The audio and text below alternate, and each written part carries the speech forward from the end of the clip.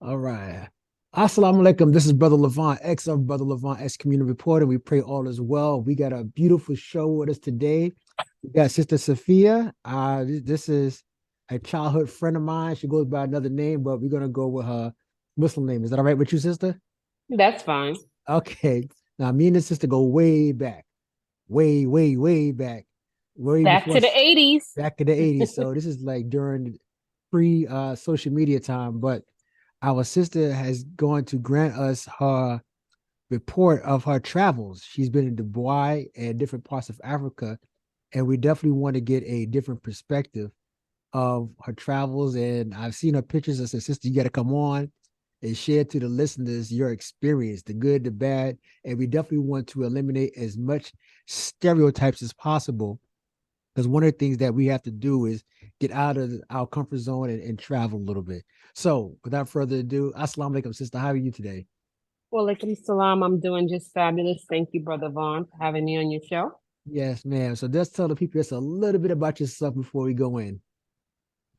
Okay, so I am by trade, I guess you could say by education, I am a nurse practitioner. I've been in the field of nursing for 20 plus years now. Right. And along the way, I picked up the passion for various cultures, travel, especially traveling abroad.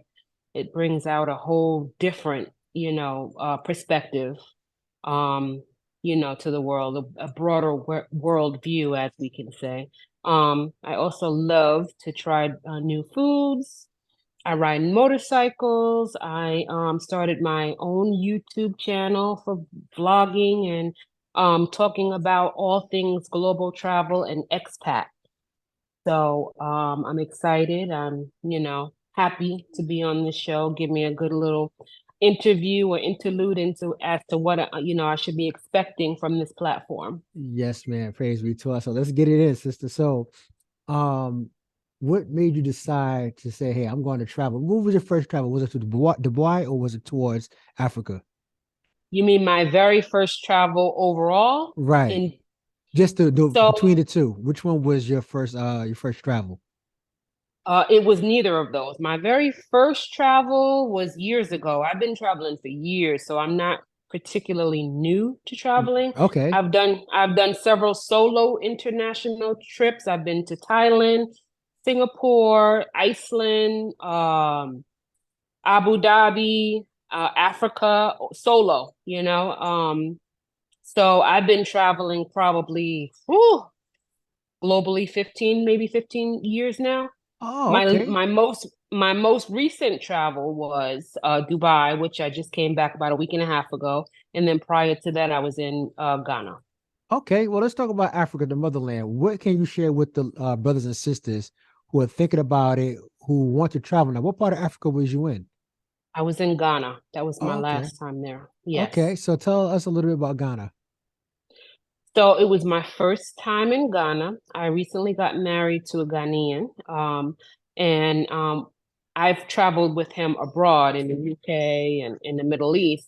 But we went to Ghana for the actual wedding ceremony, and I met his family and everything face to face for the first time. And I had to say, it was a beautiful experience, but very eye-opening as far as just the third worldness, for lack of a better word. As it was when I arrived in Ghana, I arrived about 11:30 at night in Accra, and so it was still fairly dark out. So we went from the airport to the hotel, and didn't really get a good view of my surroundings. But the next day, I was like, "Wow, this is really the third world." It takes adaptation. You have to take everything that you know about your lifestyle in America and put it to the side because um just the infrastructure itself is just not, what we're used to. So it took a lot of getting adapted to periods of not having any power or, and with that comes with being in the heat, which is like beyond my ability to even explain to you how hot it got. Um, but if you can kind of adjust your mindset and overlook and kind of assimilate into some of the uncomfortability that it comes with being in Ghana or in certain parts of Africa itself outside of like a resort setting, then you'll be fine. You keep your mind open and you just take it all in. So you mentioned a resort. Have you been to any of the resorts there? So because I was going more on a family trip, we did stay a couple of nights at a hotel. It was a Ghanaian Muslim owned hotel in Accra, but it was by far a resort. It was more like a glorified Airbnb, so to speak, Airbnb apartment. It was nice, but it wasn't a resort where, you had all inclusive everything. You still had to be responsible for getting your meals, whether that be going down to the cafe or ordering something Uber Eats or something like to that way, or we did have a kitchen, so we did prepare some food there. So no, as far as being on the resort, no, I did not have that experience in Ghana, though I do have a lot of people that were there with me at the same time that were on the resort, so we went kind of like for the day or so. And the resorts there are nice, the resorts are very nice there, for folks that want to go that route. Okay, so how did the people there receive you when you actually arrived in Ghana? The receiving was well. However, you have to keep in mind that if they know you're coming from the States, the price of everything is going to be 4 times what you would pay if you were a local. So I had to have like family and my husband do all the talking because once they catch that American accent, you're paying. You're Right. paying out the wazoo. So I kind of kept quiet a lot and fell back, as a tourist and kind of tried to assimilate as much as possible. They did get me though when we visited Cape Coast Castle. The people, the curators, I guess, they Aquaba. Aquaba means welcome. They say Aquaba to everyone, and they got me slipping. They caught me off guard. I said Aquaba back, and they automatically knew that I wasn't a local. So while everybody else paid the equivalent of maybe US $1.50, $2 to get in, I paid the equivalent of something like $15 to get in. Okay. So they charge you Yeah. club prices. Right. They charged me the club price. So, Right. Yes, ma'am. that's to be expected going there. They're gonna get you with your American accent or British accent. Right. But the thing I noticed that you said was if you didn't say a word, you was able to blend in. So Yes. that right there is a huge statement because we are still one people, regardless of what tongue we speak. And if we can actually build that bridge, in other words, between us and then us actually building, that'll be something that would be definitely worthwhile, looking into. So when you was there, did you actually see the businesses and how the culture actually intertwine with one another? Got the opportunity of doing some banking there. I opened up a joint banking account, checking account, I guess, or savings account maybe with my husband. So everything there is a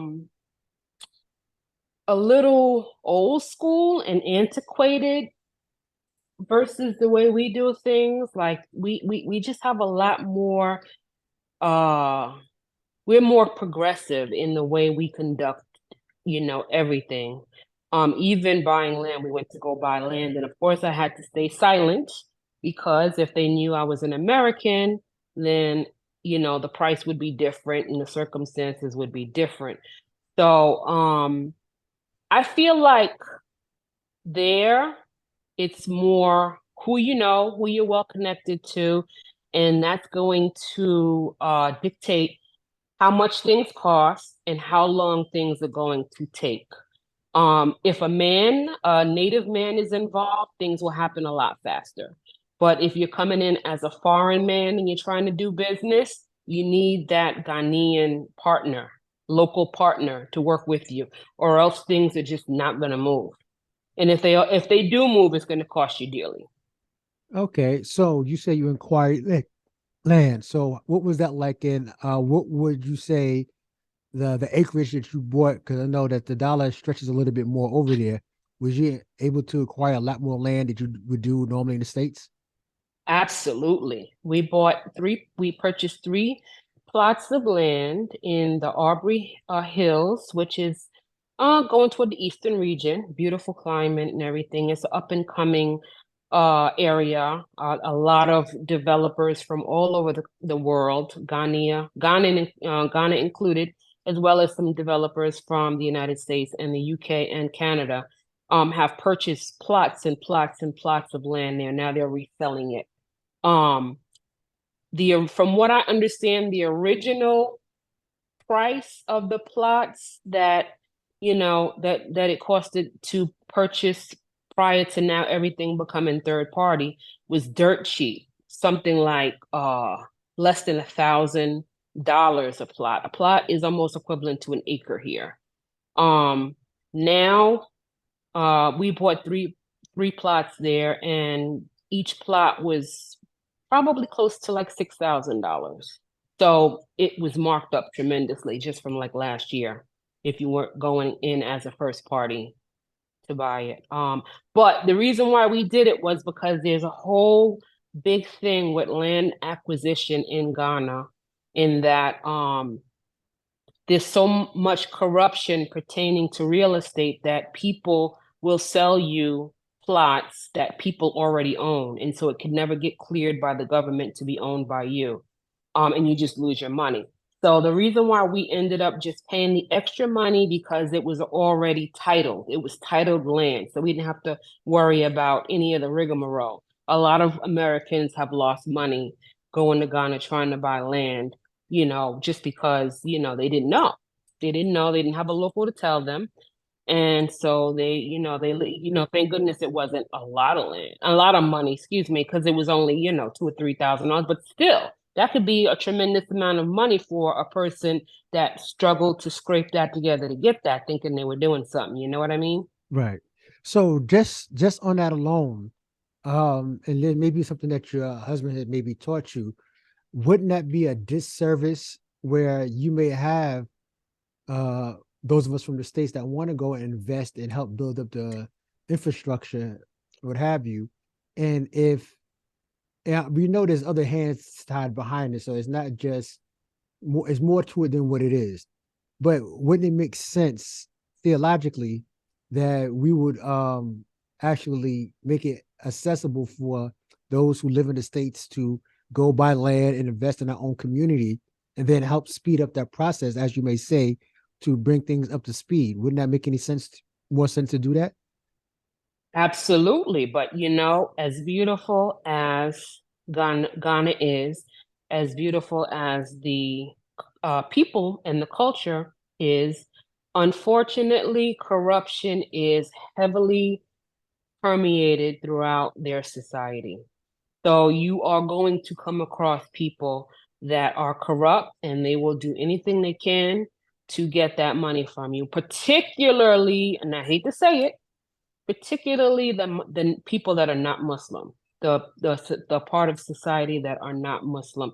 A lot of people from other religions, they have a totally different moral campus. Now, are there Muslims in Ghana that are corrupt? Of course, but you see it more amongst people that are not in that community. And of course, those are the people that have the money, that can buy the land, that can do what they need to do to get money by selling the land. It's a lot of Muslims they don't really deal in the real estate so much over there because, they just not in the industries to afford them to do so. Okay, so Islam has a strong uh principle over there because of the principle of Islam. If you're a practicing Muslim, there's certain things that we know that if you believe what you believe, you just can't do or shouldn't do. So Absolutely. one of the things that we're learning is that Islam is the answer. So when all else fails, Islam is the answer because of the moral compass that we supposed to uphold. And I think that because for a divine reason, Islam is the fastest growing practice in the world still to this day. So when you dealt with the Muslim community, what was that like when you went to the actual masjid? How was that experience? It was all love. The day of my nikah, I met so many wonderful Muslims from Ghana. Um, they were tickled pink that, I had taken the time to try to learn a couple of little greetings in Hausa, which is the Hausa language is a Muslim language amongst Ghanaians, but it's actually borrowed from the Nigerians who historically brought Islam, so to speak, to the region. But most of the Muslims there speak Hausa, while most of the non-Muslims speak another dialect. And it depends on the village and the region and all of that.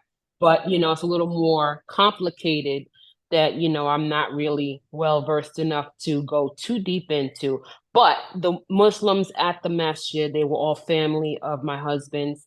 So they all spoke Hausa. So they were just tickled pink to meet me and to see that I took a couple of minutes to try to, greet them in Hausa and, things of that nature. It was really Wow. nice. That's beautiful. So it welcomed you, and the sisters welcomed you as a sisterhood, and of course the men Yes. welcomed you, and it was a beautiful thing. I remember seeing some of the pictures, so that was a good thing to see. Now, my magic question is, how did your family on your side take the whole transition of you going to Ghana, and of course you taking your shahada and becoming Muslim, and actually going overseas to get married and what have you? What was their response to that? So a lot of people don't know this, but I originally the first time I took my Shahada, I was 15 years old. I was in high school. I had a really good friend that was Muslim.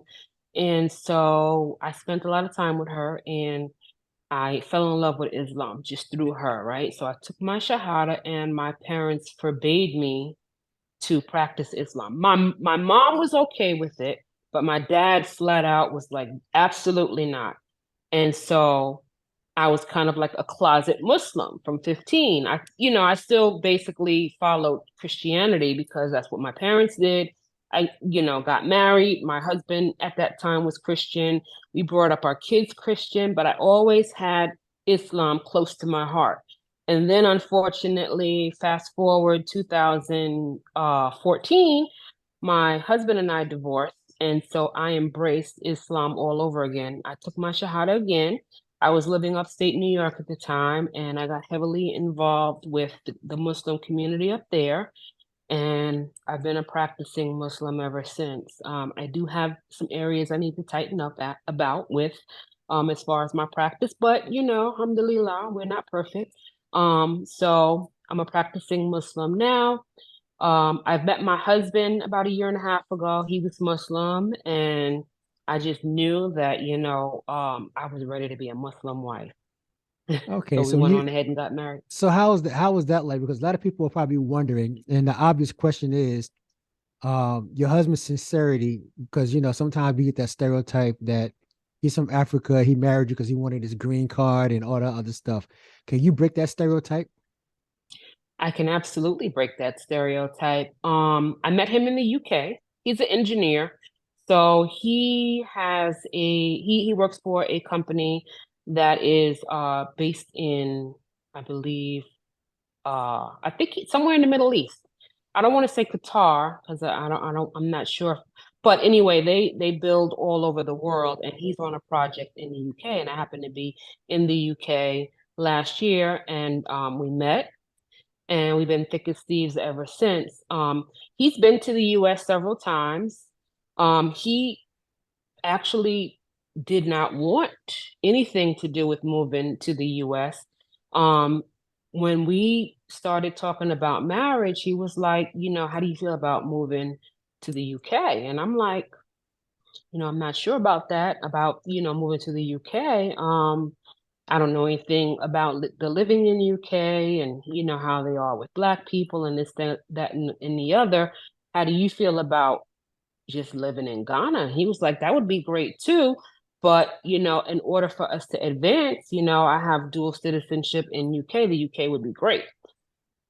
So I'm like, but anyway, we ended up settling on coming back to the States because I do have my own practice here and, things of that nature. So it'd be easier just to make Texas our home base for now and then move back to Ghana in maybe 10 years or whatever. So papers and green card and those talks never came up in our conversation because, it was something that, he wasn't really an avid supporter of as far as what his needs were. He was already established in the UK, going back and forth to Ghana, and he wasn't really interested in coming here. So I have not filed a paper for him yet, you know? Right. So you can't find true love with somebody who lives in Africa without them believing that they only want us for a green card. Absolutely, but you do have to be careful because they are out there. Unfortunately, I do have a lot of African brothers from other countries. I don't want to mention one particular country, but it's usually one from one particular country in my inbox, 4, 5, 6 at a time. And you can tell that that's what they're looking for. You know what I mean? It's obvious. Even though I have married on my profile, they still find themselves in my inbox, and when I tell them I'm not interested, they'll ask me, "Do you know anybody who is interested in getting married?" So no, they're out there. But well, I'll put it this way: there's wrong in every country, and no matter where you are, people are going to do shiesty things, and we have to get away from the stereotypes of just branding our people for these things. Because when I was in the military, a lot of people was flat out telling a lot of guys who was using that line, if we get married, I get you a green card, blah blah blah. That was their so-called pickup line. And some of the women Mm, I bear witness to said, I'm not interested in getting a green card. I love where I'm at. So right. we can't assume because of where we live, because people will have media too. They see the corruption on this side of the fence. They see the things that happen to us with the justice and the police and the racism that we encounter. So, they do see those things, and it's not like, they're, actually, as the media may make it portray, that people are really killing themselves to get here. Not saying that we're knocking people who want to come over here for the opportunities, but there's a lot of opportunities around the world. This is why I'm happy having this conversation with you. So just to fast forward, um, you mentioned your father didn't embrace Islam. Now you got remarried. Did your father Yes. have an issue with your being remarried? So my father has gotten used to me being Muslim because it's Okay. been almost 10 years now. He's accepted it. Um, he had a hard time with me marrying my husband only because the distance. My husband hadn't had the opportunity to meet my dad beforehand and properly, like my husband called and had a conversation with him over the phone, tried to FaceTime him, but my dad didn't know how to figure out FaceTime. And he's in New Right. York, I'm in Houston, so I couldn't help him. So he didn't have the opportunity to meet my husband face to face, so my husband can formally and traditionally ask for my hand in marriage. Right. Um, so he had a big issue with it. He and the family thought, he was only after a green card and, this, that, and the other, not knowing that my husband is already established in, in his profession, and he's happy and, not really, thinking about, as a matter of fact, he doesn't want to come here at all. We're actually thinking about moving someplace else, outside of the country, but that's a whole other conversation, Right. instead of coming here. So my dad is still struggling with accepting the marriage. He did accept the bride price though, so I don't understand that. I don't understand that. He accepted the bride price, but he's having a problem accepting the marriage and the husband. Okay, within time, I think as a father, he's probably waiting to see how it plays out. And I think as time goes, if he's treating you well, your father will more or less warm up to it. Okay, he's taking care of my daughter. He's not fitting to any of my negative thinking of him. And it's been years, so consistency would change a father's mind if he's treating his daughter well. So most fathers naturally would come around, but as a dad with a daughter, I can understand his position. As long as you take care of my daughter, I got to see how this plays out. And no Right. father wants their daughter to be played. So let's move forward. You've been to Dubai. Now, share with our listening audience that experience. I know that I seen the pictures that you had on social media, and it seemed like you was having a ball. So tell us a little bit about Dubai. Because, matter of fact, when I was in Bahrain, I wasn't, this is just before they built the tower that I departed. But tell us your experience about Dubai, why people should do a visit there. Dubai is absolutely awesome. It's not my first time to the Emirates. I was in Abu Dhabi and Dubai back in 2016, and I stayed for 2 or 3 weeks, and I loved it. And so I've been back once or twice since then, but like nothing as fabulous as this last trip was. So my daughter turned 28 years old, and she wanted to go back to Dubai for her birthday and just do it big. So she planned the entire itinerary and we went. We stayed for almost 2 weeks and we had an absolute blast. It was awesome. Like whatever their government is doing, I mean, I know the whole history of the Emirates and all of that. I mean, hats off to them. Mashallah, they got it right. Their their country is safe, absolutely fabulous. Everything from the culture to the infrastructure. I love the melting pot of the country because it's a country basically of expats. So so many cultures, people from different cultures across the world come to Dubai and the Emirates to live and work and thrive, basically. It's basically run on foreigners. Um, and it's a whole other thing how, some cultures or some races are called expats and others are called immigrants, but that's a whole other thing. Um, so anything you want to find, to do, to eat, and to see in Dubai is there. They have, just everything. We've had Jamaican food. I didn't have soul food. That's one thing I didn't have there, but we had Jamaican food.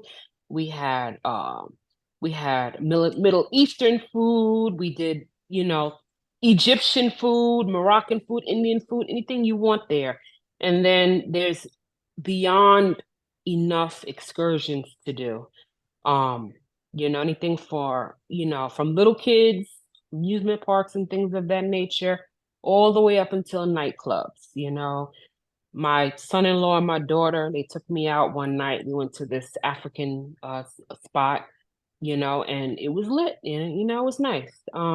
You can, if you're looking for it, you can find alcohol, contrary to the popular belief. It's a Muslim country, so no alcohol. But I think what's happening is because there's so many different expats from different countries there, they're kind of appeasing to the expat population with the alcohol and the clubs, and they're even churches, synagogues, you name it. They can't put like the cross on the building, but they're there. So if you Google it, it's there. They just can't display like the crucifix or the whatever is on the holy building of the Jewish people. I don't know what it is, but they can't display it outside, but they can. But the building is actually there.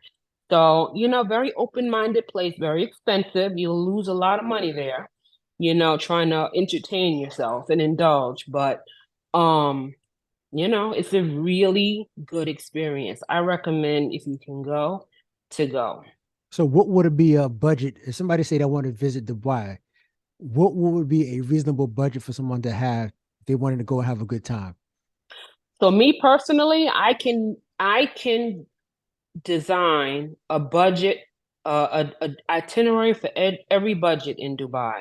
Um, but I would say if you want to have a middle of the road experience where you have the luxury of doing excursions, eating, I'm not going to say five-star cuisine because, that could run into like there was a piece of steak on the menu at the Atmosphere restaurant, which is located on one of the higher floors of the Burj Khalifa. you can order a piece of steak for $1,000.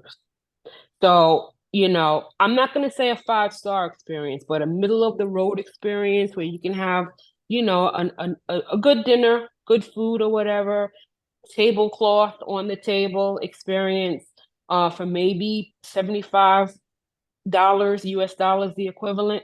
I would say if you want to have that kind of vacation and be able to eat out like that every once in a while during the days you're there, uh, while you're there, I would say maybe $1,000. Once you buy your plane ticket and you pay for your lodging, if you brought $1,000 with you and you stayed for a week to 10 days, and you weren't going crazy, you'd be able to have a nice experience. Okay, that's not bad. Okay, so people put your chips aside, stack up, your money, and travel outside the states. 'Cause I can promise you, from my experience, when you travel outside the states, you come back with a different mindset. You Yes. look at things a lot differently because you humble yourself. Your community or your block or whatever you think you believe in, it's not the world. It's just your circumstances or your surroundings. But you can travel and it is affordable. I'm saying just put things aside and invest in it. It's a nice investment to actually see it. So when you say you travel, what other spaces have you been to that you may recommend for our people to actually travel or looking to invest to get out? Let's say, for example, someone was retiring and they wanted to find a place out of the United States. What would you recommend from your travels? So, like I said, brother, I am doing a whole YouTube series, and I do have my whole YouTube channel set up Right. for those kind of questions to be addressed in particular. But from what I could say is there is a large expat black, particularly black expat community that's booming and thriving, and it's a big industry at this point. A lot of people within that community are naming places like Costa Rica is at the top of the list. Costa Rica is at the top of the list. Panama, believe it or not, as much as we hear about Mexico, Mexico is at the top of the list for Black expats. Places like the Philippines, they say that the Philippines is a great place for an expat that's a digital nomad, and they work online, and they're getting US money, but they have an online based business because the internet there is great. The internet and connectivity aspect is great. There are a lot of aspects there, white and black, in the Philippines. They say that that's a really good destination for expat. Norway, they say, is good, and Portugal are all good places for people that want to expat, do that migration out of the country, look for a place to retire. But as far as like affordability, then they're saying Costa Rica, even Nicaragua, Mexico, all of those places, you can live comfortably for under $1,000 a month as as a person that's not from there. So that includes food, rent, uh, entertainment, utilities, you name it. Um, People are making it happen. Praise be to Allah. Well, my sister, this the stuff that you shared was definitely eye opening. I hope that people who are listening are definitely going to appreciate all the information that you shared. Now, I want to make sure that you display. You said you have a YouTube channel. What is your handle on your YouTube channel so they can go visit your platform and please support our sister. She is, like I said, a childhood friend of mine. We go back way back, and she's good people. So share your handle to how people can maybe watch your series on your YouTube channel and get more experience from your travels. Sure, it's www.globalnurseexpat.com, and I'll spell it because it's a little tricky. It's global, GLOBALNURSEXPAT. All right, one more time for those who didn't get a paper and pen and write it down. Okay, and I'll send you a link as well later. Right. Um, it is a global, GLOBALNURSEXPAT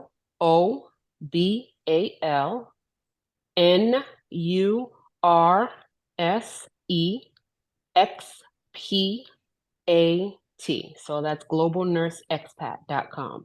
Praise be to Allah. Will your husband be joining you on your platform? He might do some appearances from time to time, but it'll mainly be me. I'll be going to Costa Rica in July. So I have a couple of interviews, and it's going to be kind of like an Anthony Bourdain type follow the life of an expat.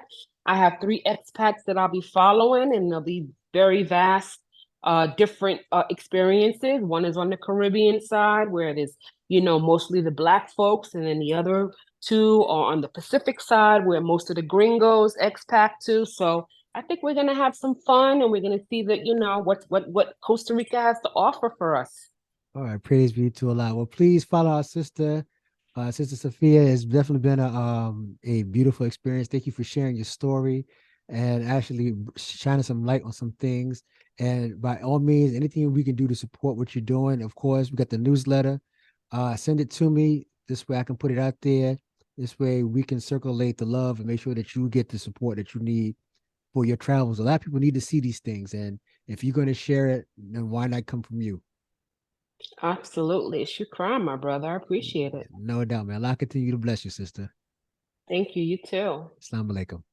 Walaikum salam.